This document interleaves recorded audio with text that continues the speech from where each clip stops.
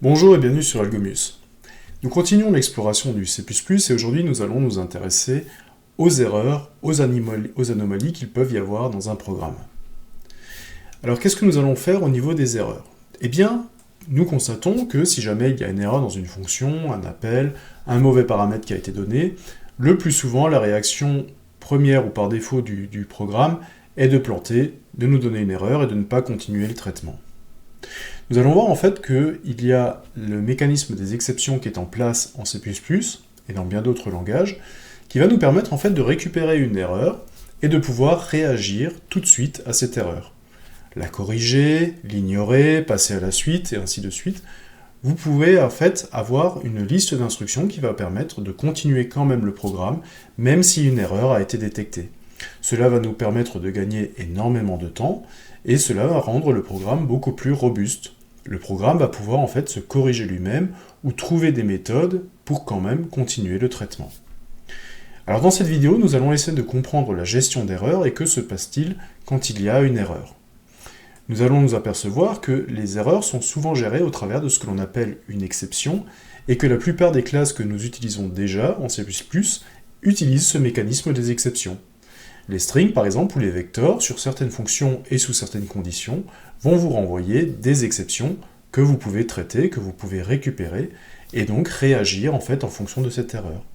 Le but est de ne pas planter salement le programme avec une erreur, mais simplement de réagir à cette erreur, d'essayer de la corriger dans le programme, et de voir si on ne peut pas relancer le traitement directement sans avoir une intervention extérieure ou une intervention manuelle. Alors on va essayer de s'intéresser à ce mécanisme des exceptions, comment ça marche, et on va s'apercevoir que les exceptions marchent selon trois facteurs. D'abord on détecte une erreur, ensuite cette erreur, il faut pouvoir la récupérer, il faut l'identifier, il faut savoir laquelle elle est, et une fois qu'on l'a identifiée, quelles sont les instructions qui vont nous permettre de corriger cette erreur. On va être du coup en trois phases. Nous allons apprendre à lever une exception, et nous allons apprendre à réagir à une exception.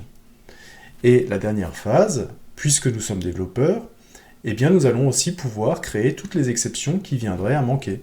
Nous ne sommes pas limités par les exceptions qui sont mises en place par le C++ de base, nous avons tout à fait le droit de créer nos propres exceptions et de pouvoir réagir à des cas d'erreur que nous avons nous-mêmes détectés dans quelque chose de très personnalisé que nous avons mis en place.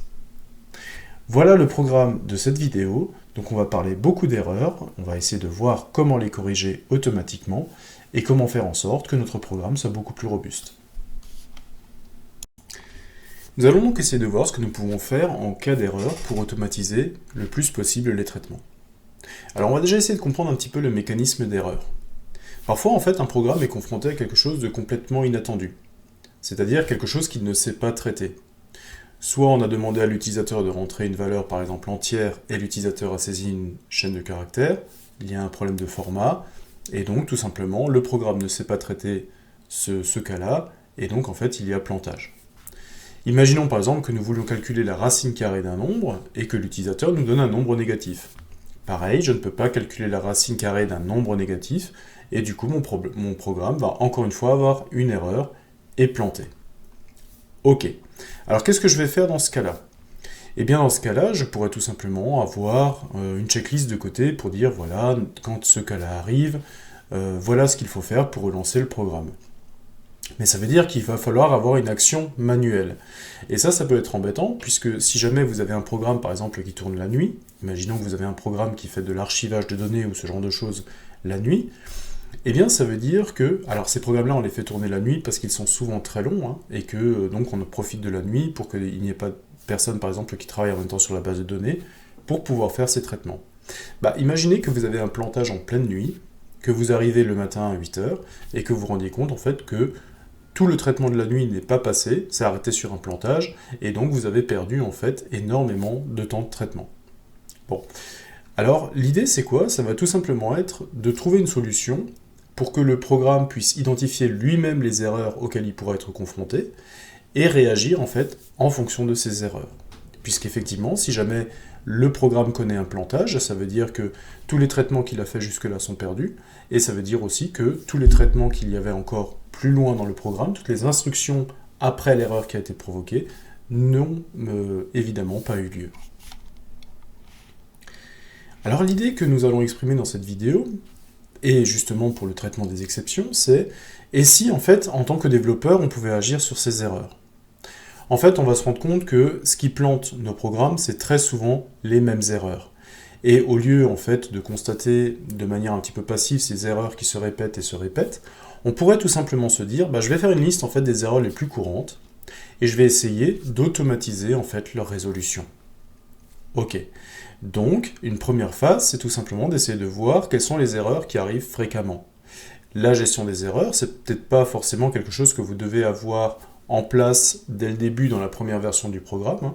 C'est-à-dire qu'il y a peut-être des erreurs que vous n'imaginez pas ou qui arriveront par la suite, des saisies utilisateurs que vous n'auriez jamais imaginées, qui vont vous provoquer des erreurs. Et donc, en fait, la gestion des erreurs, c'est un processus continu. À chaque fois que vous avez une erreur, essayez de voir si vous arrivez à récupérer cette erreur, à l'identifier, et si jamais vous arrivez à l'identifier et que vous arrivez à la corriger directement dans le programme, eh bien ça vous fera d'autant de temps de gagner. Ok. Et donc on peut essayer de réfléchir directement, si j'ai une erreur, qu'est-ce que je fais? Si l'utilisateur m'a donné une mauvaise donnée ou au mauvais format, qu'est-ce que je fais? Je peux lui redemander par exemple jusqu'à ce qu'il me donne une vraie valeur. Si les paramètres n'ont pas été bons, alors qu'est-ce que je peux faire? Imaginons que ce soit des paramètres donnés directement par un utilisateur, je peux lui redemander aussi. Mais imaginons que ce soit un traitement de nuit qui passe. Un traitement aveugle, c'est-à-dire que ce n'est pas un utilisateur, on va récupérer des données dans un fichier, on va les traiter, et là on a en fait une erreur de saisie qui a été faite dans le fichier que l'on traite. Eh bien on pourrait avoir un comportement de dire tout simplement, la ligne en fait qui a provoqué une erreur, je vais l'isoler, je vais la mettre de côté. Je vais continuer à traiter les autres lignes, je vais tout mettre à jour, et le matin, en fait, tout simplement, je vais voir dans la log, en fait, qu'il y a des enregistrements qui n'ont pas pu être traités pour erreur de format, et ceux-là, je vais les traiter manuellement. Mais au moins, j'aurais pas perdu, en fait, les traitements de la nuit. Ces techniques de correction, elles vont rendre nos programmes beaucoup plus robustes, puisque à partir du moment où le programme va pouvoir se corriger lui-même, eh bien, il n'y aura pas d'intervention manuelle à faire, il n'y aura donc moins de difficultés de ce côté-là. Effectivement, à chaque fois que vous avez une intervention manuelle, eh bien, il y a un risque d'erreur supplémentaire, il y a un risque d'erreur de saisie, il y a un risque d'erreur de relance du programme avec des mauvais paramètres, ou ce genre de choses. Donc si on peut verrouiller le programme pour que tout soit fait en automatique, que la décision soit prise en automatique et le programme se gère lui-même, eh bien, en fait, on va augmenter la chance de ne pas induire d'erreur en fait, de saisie ou d'erreur manuelle. Et en C++, en fait, pour faire tout ça, on va utiliser le mécanisme des exceptions. Alors les exceptions, c'est pas quelque chose qui est propre au C++, c'est quelque chose que l'on retrouve dans énormément de langages de programmation, et si vous comprenez les exceptions en C++, en fait, vous n'aurez aucun mal à comprendre les exceptions dans d'autres langages, puisque le principe reste à peu près le même. Alors une exception, c'est quoi? Alors une exception, si jamais je le sors du contexte informatique, c'est quoi une exception? Alors c'est un terme qui revient très souvent quand on parle, par exemple, quand on étudie le français, on étudie les règles en français et la plupart du temps, il y a des exceptions à la règle. C'est-à-dire que quand tout se passe bien, on suit la règle, et puis pour quelques petites notions à la marge, quelques mots à la marge, on va être obligé de passer par ce que l'on appelle une exception. L'exception, c'est quoi? C'est tout simplement un cas particulier. C'est quelque chose, c'est pas le cycle normal comme ça devrait se dérouler, mais ces exceptions-là, on va leur appliquer des règles spéciales et on va quand même arriver à les gérer. Alors les exceptions, on va les trouver notamment sur les règles du pluriel en français ou ce genre de choses. Bref. Donc ce que l'on va faire, c'est, dans la première étape, on va, ce que l'on appelle, lever une exception. Alors les anglo-saxons, eux, ils utilisent vraiment le verbe de jeter. Les anglais, ils jettent une exception, hein. Ils la projettent. Nous, on va juste la lever. Alors lever une exception, ça veut dire quoi? Ça veut tout simplement dire, on va alerter le programme qu'on a trouvé quelque chose qui ne marche pas. C'est-à-dire que c'est comme si on se mettait en fait au milieu d'une entreprise, on voit de la fumée qui sort sous une porte, et on se met à crier « au feu, au feu, au feu ». Voilà. Donc on informe le programme que quelque chose s'est mal déroulé. Sauf que cette étape, elle ne suffit pas. Puisque si je me mets à crier au feu dans une entreprise et que personne ne réagit, eh bien, ça ne va pas avoir une grande utilité. Donc, si on lève une exception, il faut aussi mettre de l'autre côté, quelque chose qui puisse récupérer le message et réagir en fonction. Il y a quelqu'un qui crie au feu en plein milieu de l'entreprise, comment je réagis? Quelles sont les instructions en fait que je dois suivre? Quel est le plan que je dois suivre? Donc on va s'apercevoir que le traitement des exceptions, il va y avoir plusieurs étapes. Je lève une exception, il faut que je la récupère, c'est-à-dire qu'il faut que quelqu'un comprenne ce qu'il faut faire dans ce cas-là, et si quelqu'un a compris ce qu'il doit faire, savoir en fait comment réagir en fonction de cette exception. Et bien ces trois étapes, nous allons les retrouver dans le langage de programmation. Ici, nous allons les retrouver en C++.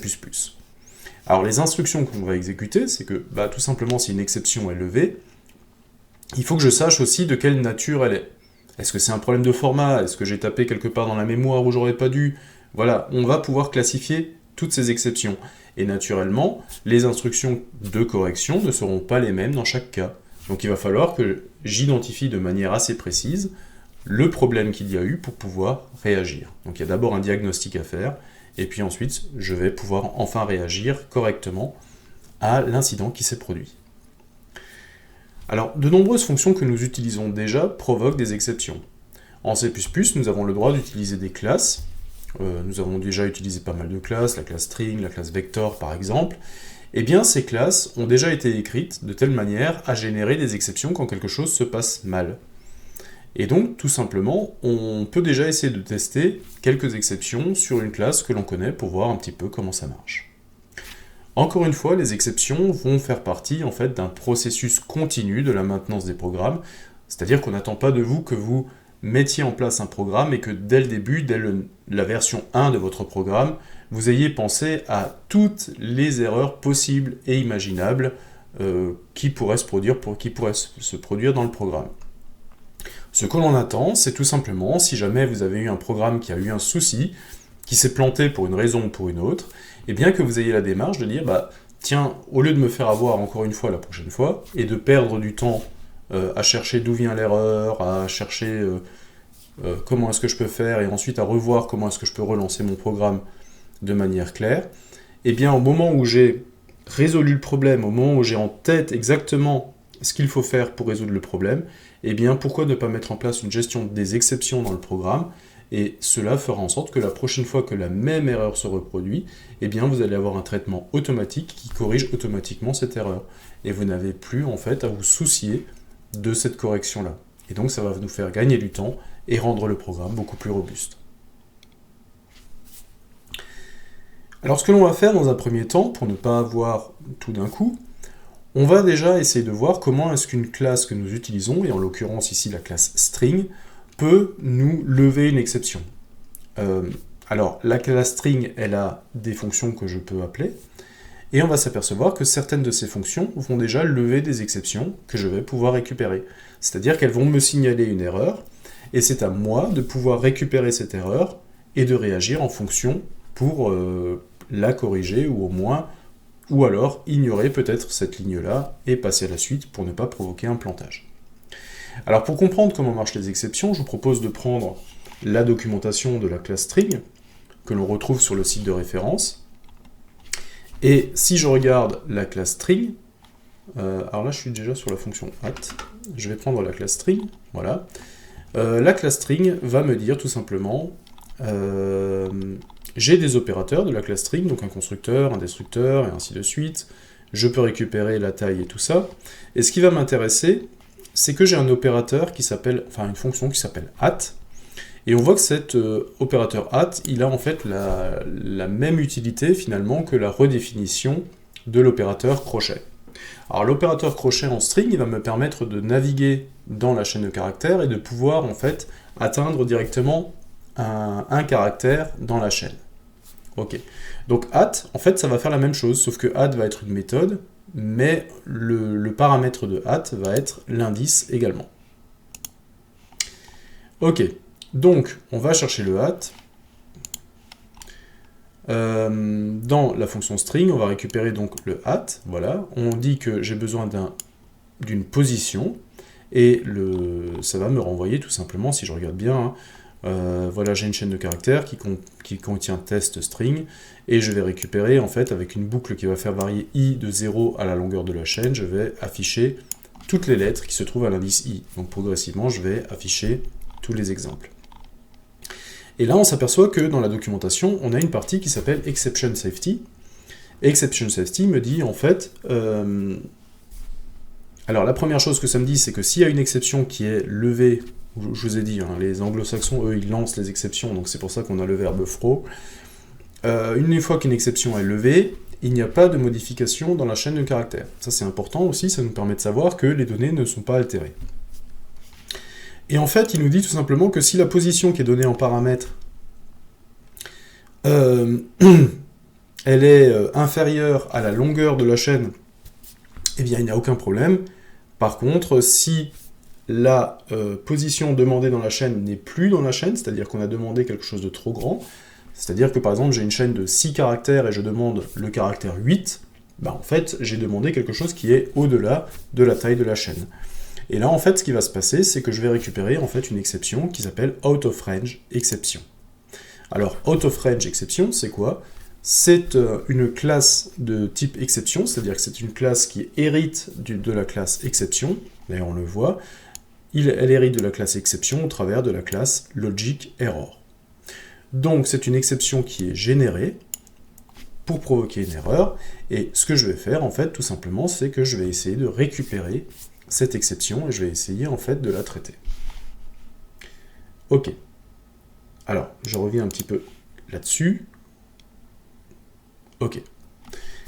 Alors, ce que nous allons faire, c'est que nous allons générer l'exception de cette classe string, et nous allons essayer de voir un petit peu ce qui se passe si jamais nous allons déjà commencer par provoquer un plantage, et ensuite nous allons essayer de voir comment est-ce que je pourrais ne pas planter le programme en cas de problème, et récupérer l'exception.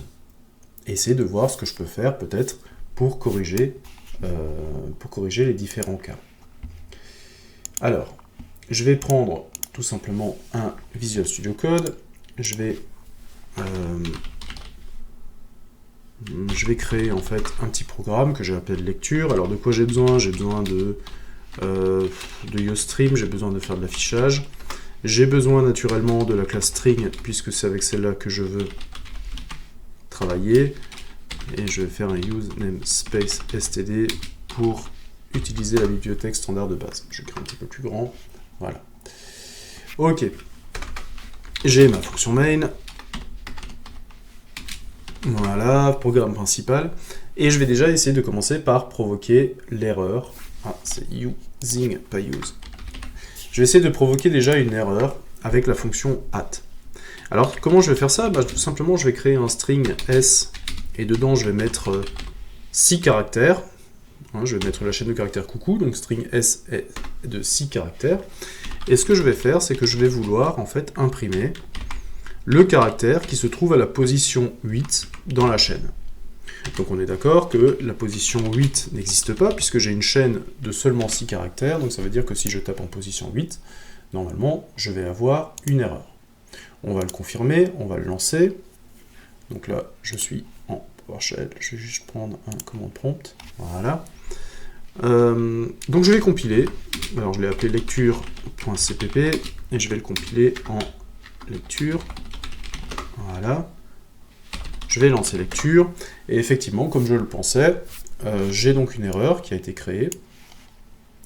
Une erreur qui me dit quoi? Qui me dit terminated call after throwing an instance of std out of range. Donc on voit bien que c'est l'exception out of range qui a été levée. Et le what, en fait, c'est l'explication. Il me dit quoi? Il me dit que j'ai utilisé la fonction at sur un string, et je l'ai utilisé avec le paramètre 8, et 8 est supérieur ou égal à la taille de la chaîne de caractères qui est de 6. Et donc il me dit, je ne peux pas en fait récupérer un caractère qui se trouve à la position 8 si la chaîne de caractères n'a que 6. Ok, ça marche. Problème, c'est que si jamais je plante en plein milieu du programme, et que je vais mettre ici ligne de fin, par exemple, eh bien on va s'apercevoir que le plantage fait en sorte que le programme ne va pas jusqu'au bout. J'ai un plantage en plein milieu, je ne vois pas s'afficher ligne de fin.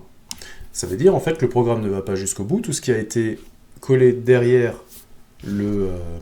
l'erreur, en fait, n'apparaît pas. Bon. Alors je vais essayer de voir comment je peux corriger un petit peu ce genre de problème. Alors ce que je vais faire, c'est tout simplement, je vais essayer de récupérer l'erreur. Alors comment je récupère l'erreur? Je vais mettre en place en fait un bloc que l'on appelle try catch. Alors try en anglais c'est essayer, et catch c'est attraper. C'est-à-dire que je vais essayer de faire quelque chose, et si jamais ce quelque chose provoque une erreur, eh bien je vais attraper l'erreur, et je vais réagir en fonction. Ok. Et ensuite on va voir si on va afficher quelques messages pour voir en fait si je suis bien dans le traitement de l'exception. Ok. Ça marche. Donc, la ligne qui risque de provoquer une erreur, c'est celle-là. Donc je vais mettre un try autour. Voilà. Je vais faire un try. Et je vais faire en fait un catch. Ok. Je vais faire un catch, mais je vais vouloir rebondir en fait sur une exception. Alors je vais attraper quoi? Je vais attraper une exception. Donc la documentation me dit que ici, c'est une out of range exception. Et donc en fait, je vais récupérer l'exception et je vais lui donner le nom E. Et donc ça veut dire tout simplement que je vais dire, voilà, je vais dire ici, j'ai trouvé une exception. Voilà, j'ai trouvé une exception et je suis dans le catch. Voilà, et je vais passer à la ligne. Je vais sauvegarder tout ça. Je vais compiler, lecture. Voilà. Alors, j'ai trouvé une exception et je suis dans le catch. Et vous voyez que la ligne de fin, cette fois-ci, elle a été écrite. Donc, c'est-à-dire que j'ai bien détecté une erreur. Je me suis bien retrouvé dans le bloc catch pour gérer cette erreur. Alors, pour l'instant, je ne l'ai pas géré du tout. Hein. J'ai juste écrit quelque chose pour montrer que j'étais là-dedans. Et comme cette exception, je l'ai récupérée et que je peux la traiter, eh bien, je vais quand même au bout du programme, puisque on considère que si je l'ai récupérée, eh bien, là-dedans, j'ai les instructions qui permettent de la traiter. Bon. Alors, l'embêtant avec tout ça, c'est qu'avant, j'avais un message qui me disait, voilà, qu'est-ce qui s'était mal passé, et tout ça. Et donc, en fait, moi, j'ai récupéré l'erreur, mais j'ai mis un message à moi, mais qui est beaucoup moins clair. Alors, comment est-ce que je peux récupérer le message qui a été écrit? Eh bien là, en fait, on voit qu'on a cette fameuse fonction what. Alors, c'est le what quoi, hein, l'objet, en anglais. Et donc, cette fonction, je peux la réutiliser. Je peux dire, voilà, puisque l'exception qui est générée, je lui ai donné le nom de E. Alors ici, je peux mettre n'importe quoi. Hein, je peux mettre except. Voilà, c'est moi qui donne le nom de ma variable. Et donc, dans except, je peux utiliser la fonction, je peux chercher la fonction what. Et la fonction what, alors il y a deux E là, ouais. La fonction what, elle va me donner quoi? Bah, elle va me donner, si je regarde bien, hop, elle va me redonner en fait le problème qui se passe, hein. C'est-à-dire que je cherche bien en fait un indice qui n'est pas dans la chaîne de caractères. Ok, ça marche. Donc j'ai trouvé une exception, j'arrive dans le what, et donc je peux directement rebondir et faire quelque chose qui va me corriger en fait l'erreur qui a été trouvée. Bon, c'est pas mal. Alors on a parlé tout à l'heure de hiérarchie, et on a dit que out of range était aussi une exception. Ça veut dire que si là je ne prends pas un out of range, mais je prends une exception, eh bien en fait mon programme va toujours marcher. Pourquoi? Parce que tout simplement, comme out of range c'est une exception, donc c'est une classe qui hérite, eh bien si jamais j'ai une exception du type out of range qui est générée, eh bien C++ considère que c'est aussi une exception. Et donc on va voir qu'il est possible d'avoir plusieurs catch de suite. Donc je vais remettre ma out of range ici. Et en fait les catchs sont évalués de la première à la dernière. Donc on essaye de faire en sorte que les premières soient le plus spécifiques possible. Et si jamais eh bien c'est pas une out of range, eh bien je vais pouvoir dire peut-être que je vais garder en fait une exception. Et si j'arrive ici, dans ce cas-là, eh bien je pourrais dire que, alors il y a une exception, mais ce dont je suis sûr, c'est que exception, mais c'est pas une out of range. Voilà ce que je peux dire. J'ai trouvé effectivement une exception, mais c'est pas une out of range exception. Voilà. Donc là, on est bien. Donc ça veut dire que quand il y a une exception qui est levée ici, je vais essayer de voir est-ce que je suis dans ce cas-là. Si oui, je fais les instructions là. Sinon, je passe à la suite. On peut voir les blocs catch un petit peu comme des si, sinon, des sinon si, et ainsi de suite. Hein.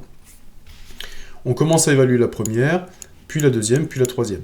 Alors attention, si jamais je mets exception dans la première, en fait, les autres, je n'irai jamais dedans, hein, puisque toutes les exceptions, que ce soit des out of range, que ce soit des bad format, que ce soit des choses comme ça, toutes ceux-là sont considérées comme des exceptions. Donc je vais rentrer dans la première, et en fait, les autres, je ne vais jamais rentrer dedans. Voilà. Alors on a vu qu'il y a cette hiérarchie parmi les exceptions, justement, que la classe mère de toutes les autres classes exceptions est la classe exception, et que les autres, en fait, en découlent pour récupérer des informations un petit peu plus utiles. Voilà. Donc cette hiérarchie fait en sorte que si je cherche des exceptions, je vais récupérer des exceptions, peu importe ce que je vais trouver. On va voir aussi qu'il va être possible de gérer nous-mêmes des exceptions, on va pouvoir créer nos propres classes exceptions si jamais on en a besoin. Et quand on va avoir ce genre de classe, eh bien ça va nous permettre justement de faire en sorte de la faire hériter de la classe exception, et si on fait ça, eh bien la nouvelle classe que l'on va mettre en place sera de nouveau considérée comme une exception. Donc ce mécanisme justement de hiérarchie, de classe mère, classe fille, va nous aider même au niveau des exceptions. Donc on a vu qu'il était possible d'ajouter plusieurs catch à un try, et que les catch en fait étaient évalués dans l'ordre. Donc l'idée c'est que quand vous écrivez des catch, il faut toujours aller du plus spécifique au moins spécifique, du plus spécifique au plus général. Ok, ça marche. Alors on est arrivé à récupérer une exception qui a été générée par une classe string.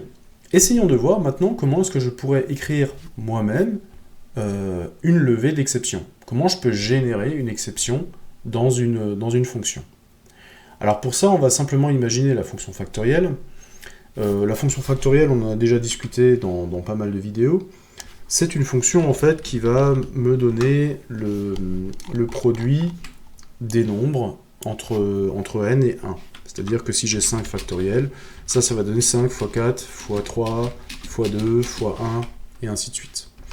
Et donc on va l'écrire de manière récursive, parce qu'on voit bien que 5 factoriel, c'est en fait égal à 5 fois 4 factoriel. Voilà. Donc c'est une fonction assez simple, et sur laquelle en fait on va se baser pour pouvoir construire des éléments. Alors, ma petite fonction factorielle, je vais l'écrire assez rapidement. Donc ça, j'ai plus besoin de tout ça pour l'instant. Hop. Et je vais écrire en fait ma petite fonction factorielle. Donc ma fonction factorielle prend en paramètre un nombre entier et elle renvoie naturellement également un nombre entier. Donc ma signature de facto, c'est celle-là. Ok. Alors qu'est-ce qu'il faut que je fasse? Il faut que je dise, voilà, je vais m'arrêter à factoriel de 0. Donc, si n est égal à 0, alors je vais renvoyer la factorielle de 0, et la factorielle de 0, c'est 1. Voilà. Et sinon, qu'est-ce que je vais retourner? Je vais retourner ce que j'ai dit tout à l'heure, hein, fonction récursive.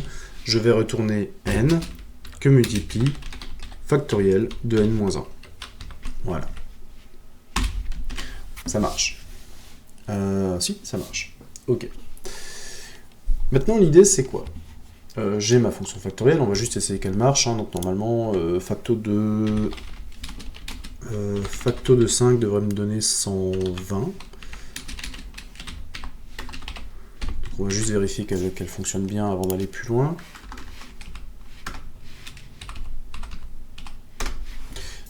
Ça marche. Ok, donc ma petite fonction factorielle marche. Et donc maintenant, je vais essayer de créer des exceptions, lever une exception dans les cas où je devrais en fait avoir une erreur.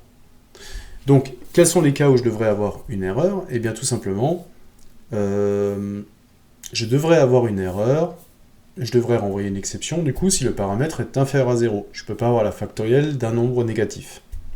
Ok.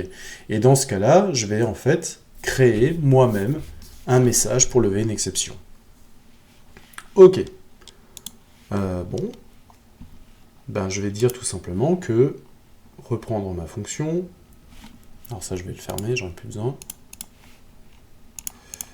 Donc j'ai ma fonction facto, et je vais rajouter tout simplement que si if n est inférieur à 0, donc ça c'est un cas que je n'avais pas jusqu'à maintenant, je vais envoyer ma factorielle, et sinon, je vais vérifier les autres cas. Alors comment je vais me débrouiller pour lever une exception? Ben, je vous l'ai dit, en fait, en français on dit lever une exception, mais les anglo-saxons, eux, ils jettent une exception. Donc je vais utiliser throw, et je vais utiliser en fait une exception. Alors on a déjà vu, il y en a plein, hein, on peut regarder dans la doc, plein d'exceptions qui existent déjà. On avait déjà vu out of range, je vais utiliser une autre qui s'appelle invalid argument. Invalid argument, et là tout simplement je vais devoir lui donner un message. Je vais mettre simplement nombre négatif. Voilà. Ok. Donc maintenant, si je renvoie un nombre négatif, je vais avoir un problème pour l'afficher.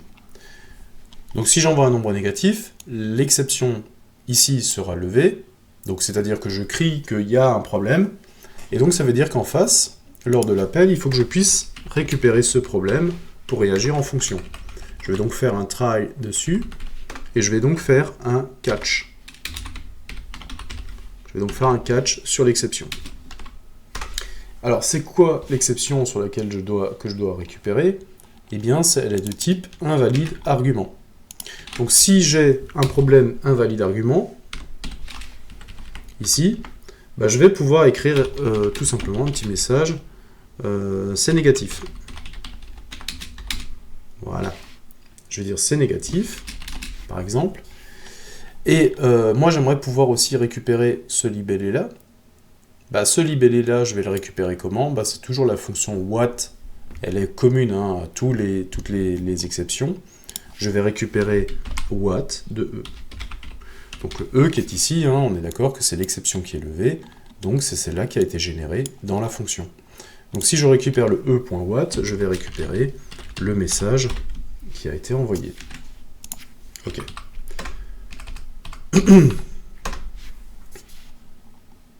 Oui, donc là c'est 120, ça marche. Maintenant je fais avec moins 5, nombre négatif. Voilà. J'ai donc négatif, nombre négatif, donc j'ai bien récupéré le libellé qui était là, avec la fonction what. Je vais quand même écrire un petit... Je vais mettre ligne de fin ici, pour qu'on s'aperçoive bien que quand il y a un traitement des exceptions, même si j'ai une exception qui est levée, même si j'ai un problème, le fait que je la traite fait que je vais quand même arriver à la fin de mon programme. Ok, alors ça me dit nombre négatif, bon, c'est sympa, mais j'aurais bien aimé savoir quel est ce nombre négatif. Donc ce nombre négatif, en fait, je l'ai ici, c'est n, donc il suffit que j'importe n dans mon message d'erreur.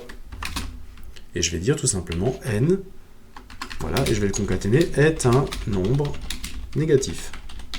Alors si je veux concaténer n et une chaîne de caractères, il ne faut pas que j'oublie aussi de transformer n en chaîne de caractères. Voilà. Et donc maintenant, j'ai donc mon argument qui est moins 5, et donc je donne maintenant mon argument et je lui dis que c'est un nombre négatif.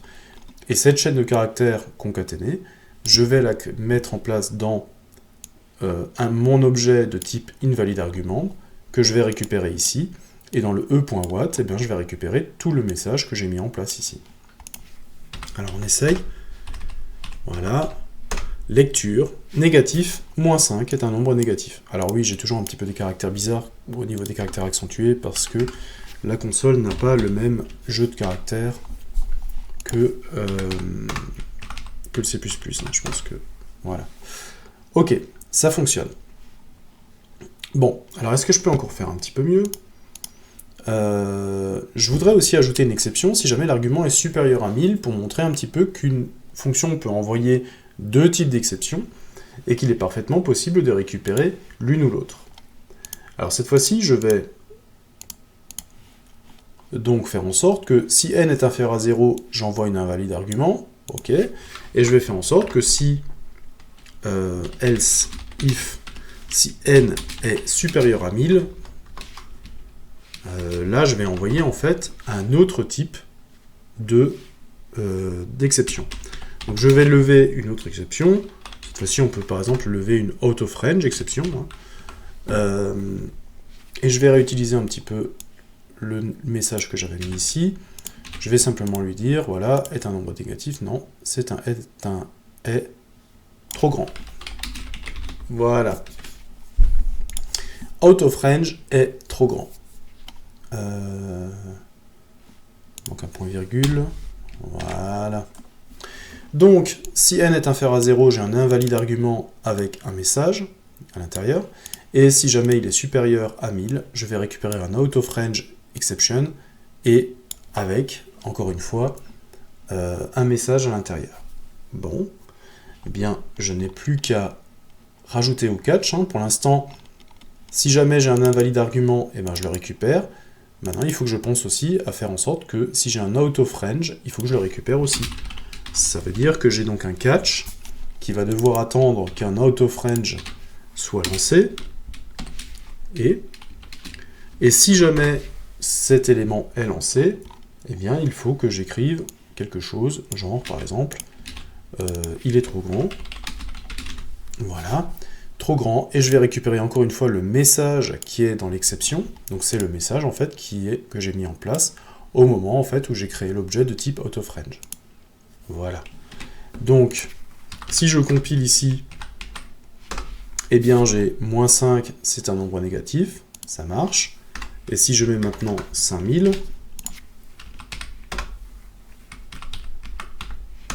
voilà, on me dit que c'est trop grand, 5000 est trop grand. Donc, je vois bien en fait que les deux erreurs que j'ai renvoyées, en fait, elles ne se télescopent pas. C++ est bien arrivé à trouver quelle erreur, en fait, enfin, quelle fonction devait rattraper quelle erreur. Et ça, il le base, en fait, tout simplement sur le type de l'exception. Lorsqu'il y a concordance des types, j'ai un invalide argument ici, j'en ai un là, donc ça veut dire que si ça c'est lancé, eh bien il faut que je le récupère ici. Si le out of range est lancé, il faut que je le récupère ici. Comme la plupart du temps en C++, la façon de savoir quelle est la fonctionnalité que je dois appeler va dépendre en fait du type de l'argument qui est passé. Si l'argument a le même type, eh bien tout simplement, je vais lancer un catch plutôt qu'un autre. Ok.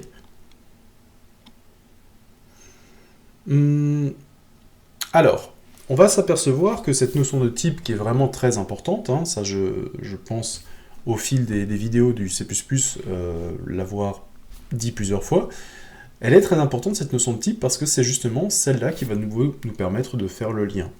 Et on va s'apercevoir que C++ fait tellement le lien sur le type qu'en fait on n'est même pas obligé d'avoir une exception, c'est-à-dire qu'on n'est même pas obligé d'avoir un type qui est dérivé de la classe exception.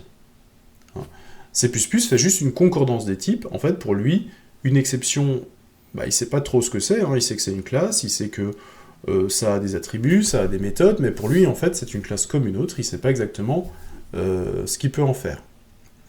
Alors, ce que je voudrais vous montrer, c'est que je pourrais très bien écrire mon exemple sans même utiliser la notion d'exception, c'est-à-dire que je pourrais même utiliser sans faire un out of range ou je sais pas, un invalid argument. Je ne suis pas obligé d'utiliser une exception. C'est commode d'utiliser les exceptions parce qu'on sait que quand on a quelque chose, un objet de type exception, on sait qu'on est dans un traitement d'erreur. Mais on va voir que je pourrais le faire très facilement en fait avec des types très très simples. Imaginons par exemple que je reprenne mon exemple, voilà, et qu'à la place en fait de lancer un invalid argument, ce que je vais faire tout simplement, c'est que je vais lever n. Alors ça peut paraître un petit peu bizarre parce que pour l'instant on s'est dit je vais lancer une exception, je vais lever une exception. Qu'est-ce que ça voudrait dire de lever n? En fait, on peut voir ça que comme ça je throw n, ça veut dire que je lance n, c'est-à-dire que j'ai trouvé un problème et ce que je renvoie en cas de problème c'est n. Ok. Mais ça veut dire comment je rattrape n dans la fonction principale? Tout simplement par son type. N, en fait, je regarde, n c'est le paramètre de ma fonction. n est de type int, donc n est un entier.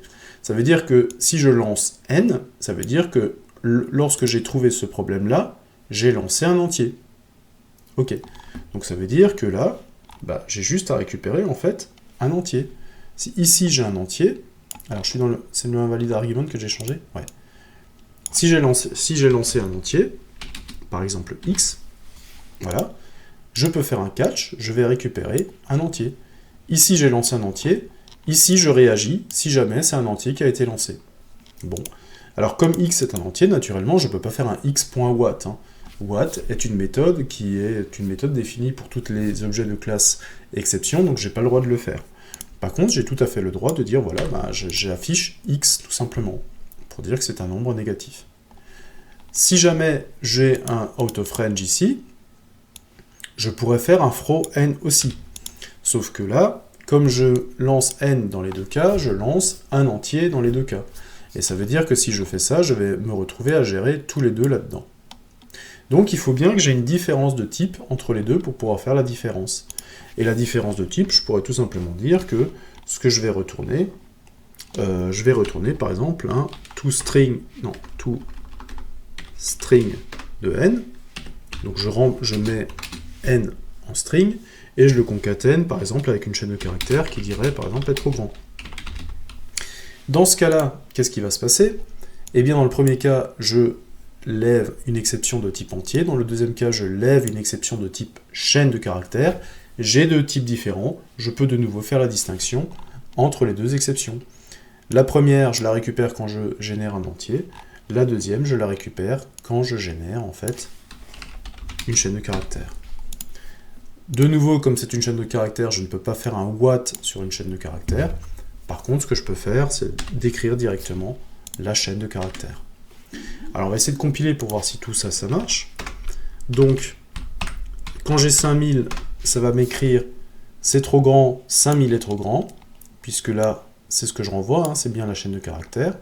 Et si jamais je mets quelque chose de négatif, par exemple je remets mes -5, je compile, et ça me dit négatif -5, donc j'ai plus de message, hein, puis la seule chose que je renvoie c'est la valeur, c'est x, et donc on me dit que -5 est négatif.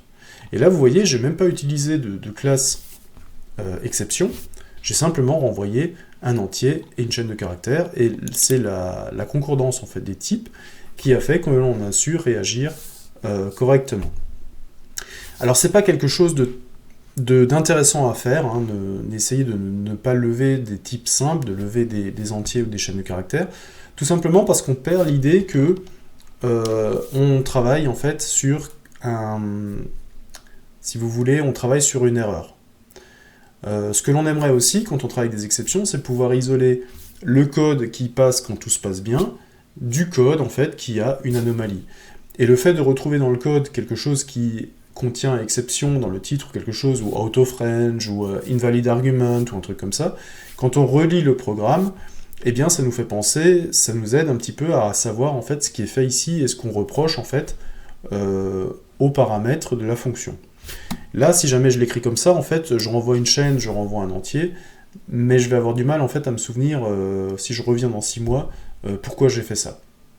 Donc si jamais vous êtes sur un cas d'erreur, restez vraiment sur les classes d'exception, ça vous permettra d'être beaucoup plus clair lorsque vous reviendrez dessus et pour comprendre un petit peu ce qui est fait. Là, je l'ai simplement fait pour vous montrer que les exceptions, finalement, c'est pas quelque chose de magique, c'est simplement une classe qui a été définie, et C++ fait simplement ce qu'il sait faire le mieux, en fait, pour savoir quel est le catch à utiliser, il va simplement comparer les types entre eux, et quand il a le même type, en fait, c'est la fonction qu'il va utiliser. Ok. On va terminer cette vidéo par faire le chaînon manquant sur les exceptions.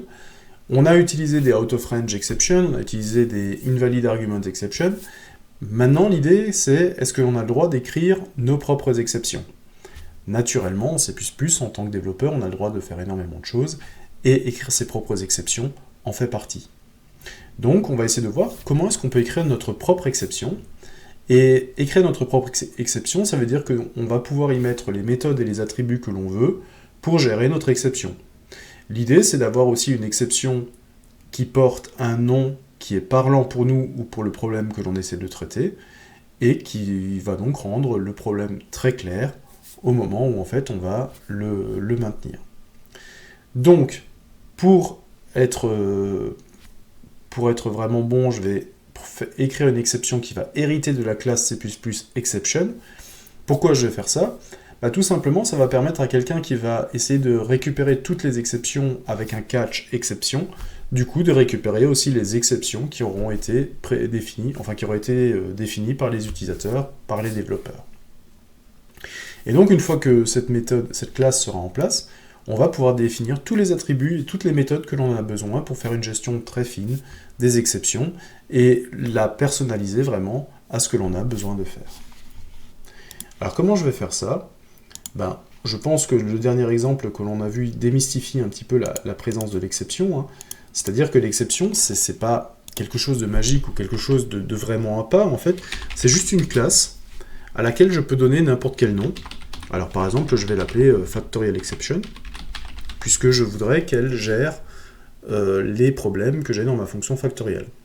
Alors moi j'aime bien mettre, c'est pas quelque chose de demandé, mais moi j'aime bien mettre exception dans le titre de la classe.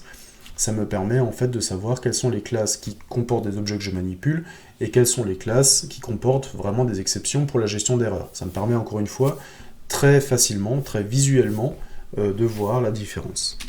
Alors je l'ai dit, je vais le faire directement hériter de la classe exception C++ pour que si jamais on fait un catch exception, on récupère aussi l'exception que je viens de déclarer. Alors, qu'est-ce que je vais faire ? Je vais tout simplement lui mettre un paramètre de type entier, puisque ma fonction factorielle, elle récupère un paramètre de type entier, et c'est souvent, s'il est trop petit ou qu'il est trop grand, que je vais avoir un problème. Donc, je vais déjà avoir le paramètre.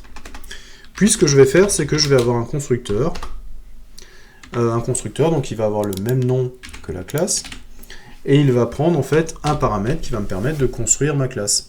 Ici, je vais simplement donner quel est le paramètre qui pose problème. Donc le paramètre est de type entier. Et donc je vais pouvoir donner en fait le paramètre qui ne va pas. Ce paramètre, je vais le stocker dans l'attribut de classe. Donc le paramètre du constructeur, je vais simplement le stocker dans l'attribut de classe param. Okay. Et pour que ça ressemble à toutes les autres fonctions, à toutes les autres exceptions, je vais créer une fonction what. Ma fonction what, elle ne prend aucun paramètre, ça on est d'accord, et comme ma fonction what, je veux pouvoir écrire le résultat sur la sortie standard, eh bien il faut que ma fonction what me retourne une chaîne de caractères. Voilà. String what, et donc maintenant, qu'est-ce qu'elle va retourner ma fonction ? Elle va retourner le message que je veux. C'est-à-dire que je peux dire par exemple ici, je peux vraiment avoir quelque chose de très personnalisé, factoriel est valide sur un nombre positif ou nul uniquement. Voilà. Et je peux même préciser que la valeur uniquement. Voilà. Et je peux dire, voilà, mettre la valeur fausse. Et la valeur fausse, c'est quoi ? La valeur, je l'ai sauvegardée dans param.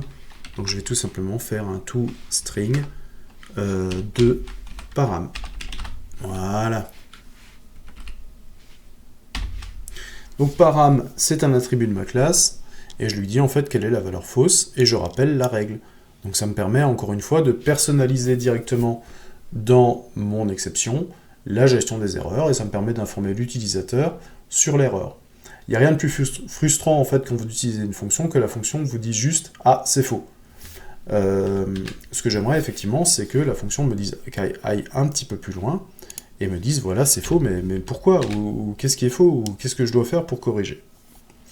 Donc, dans ma fonction facto, maintenant, je vais faire toutes les modifications pour utiliser ma factorial exception et je vais créer en fait factorial exception. Quand je crée une factorial exception, eh bien, j'ai besoin d'un paramètre entier, donc je vais donner le paramètre n. Si j'ai un problème de paramétrage, eh bien, je suis obligé de passer n. Donc, maintenant, je vais lever une factorial exception, qui est définie ici, Et ce qu'il faut que je fasse aussi, c'est que ici, j'ai donc un catch, et le catch va porter sur une factorielle exception. Factorielle exception E. Si j'ai une factorielle exception E, eh bien j'ai un problème ici de négatif. Et comme E est une factorielle exception, eh bien comme factorielle exception a une fonction what disponible, qui va me retourner une valeur de chaîne de caractères, je vais simplement faire un e.what, qui va en fait me permettre d'avoir le message d'erreur. Je compile et je relance. Et voilà, factoriel est valide sur un nombre positif ou nul uniquement, et la valeur moins 5 est fausse. Donc, vous voyez que je suis arrivé en fait à personnaliser complètement la façon dont l'erreur a été gérée. Et là, alors je vous les montre, alors il n'y a pas grand chose dedans, hein, mais on pourrait imaginer d'avoir en fait une exception qui est beaucoup plus complexe, qui gère tous les cas d'exception d'une fonction, qui les rend très clairs, qui a un chouette message, et donc qui me permet d'avoir quelque chose de très personnalisé ou quelque chose de très attaché en fait au problème que je suis en train de gérer. Donc ça marche, on l'a fait, et une fois que la classe est en place, effectivement, on a levé une exception, donc on a simplement fait une throw factorial exception. Alors je vous rappelle, hein, c'est qu'on peut lancer n'importe quel type, hein. On a lancé des entiers, on a lancé des chaînes de caractères, ici on a lancé une factorial exception, on a levé l'exception, c'est-à-dire qu'on a trouvé une erreur, on l'a levée, et ce qu'il ne faut pas que j'oublie de faire, effectivement, c'est de dire, bah maintenant qu'elle est levée, il faut que quelqu'un l'attrape avec un catch, et que je puisse réagir en fonction, corriger l'erreur, et poursuivre mon programme sans qu'il y ait le moindre problème. Voilà. Donc ça nous permet une grande flexibilité, hein, ça nous permet maintenant de définir nos propres exceptions, de gérer nos propres messages d'erreur, et donc ça nous permet aussi d'automatiser la correction des erreurs que l'on peut avoir dans un programme C++. Ça permet par exemple, voilà, vous avez un enregistrement faux, et bien vous le glissez dans un fichier où vous dites voilà, c'est tous les enregistrements faux que j'ai détectés, vous continuez votre traitement, et donc vous avez traité la plupart des données, et ceux qui ont été faux sont dans un fichier à part qui pourront être traités manuellement. C'est quelque chose qui va nous faire gagner pas mal de temps. Voilà, un petit tour rapide de tout ce que l'on pouvait faire au niveau des exceptions. Cette gestion des exceptions est intéressante à plusieurs titres. Elle nous a permis d'abord de comprendre comment sont générés les messages d'erreur dans les différents objets que nous manipulons, dans les strings, les vecteurs et tout ça, et on est aussi passé par la documentation pour voir que les nouveaux objets que nous allons utiliser, qui génèrent également des exceptions, eh bien on va pouvoir les traiter exactement de la même façon. Ce mécanisme d'erreur est utilisé dans plusieurs langages de programmation, pas uniquement C++, et le mécanisme est quasiment le même d'un langage à l'autre.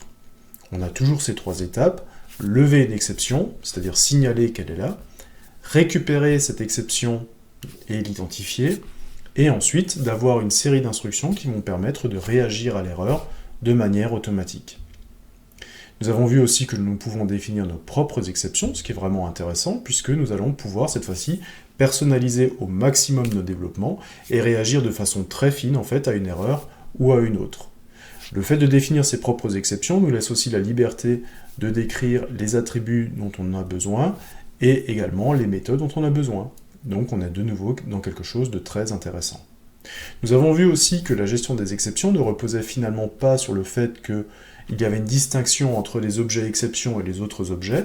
Tout simplement, C++ ne sait pas vraiment ce qu'est une exception, il sait simplement que c'est un type bien particulier, et il va chercher à faire la cohérence en fait entre le type de données qui a été levé et le type de données qui doit être attrapé. S'il y a concordance entre les types, eh bien C++ va donc pouvoir réagir en fonction. L'idée, c'est que le chapitre des exceptions, c'est quelque chose qui doit être revu systématiquement dans une maintenance du programme. Vous ne pourrez pas, en fait, dans un programme, prévoir tous les cas possibles d'erreur qu'il peut y avoir dans l'avenir.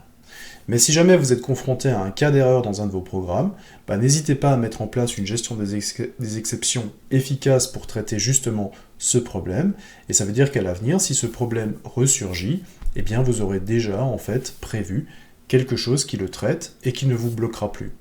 C'est donc un bon investissement à faire, puisque ça va être des gains de temps dans l'avenir, et vous n'avez pas toujours en fait à revenir sur le même problème vous dites ah purée, c'était de nouveau ce problème-là, comment je l'avais résolu la dernière fois, oh je sais plus, c'était il y a 6 mois.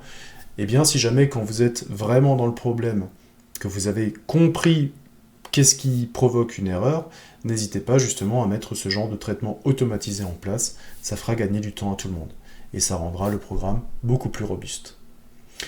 Voilà, donc on en sait un petit peu plus sur le C++, et toujours dans l'idée en fait de créer des programmes de qualité et robustes. À bientôt!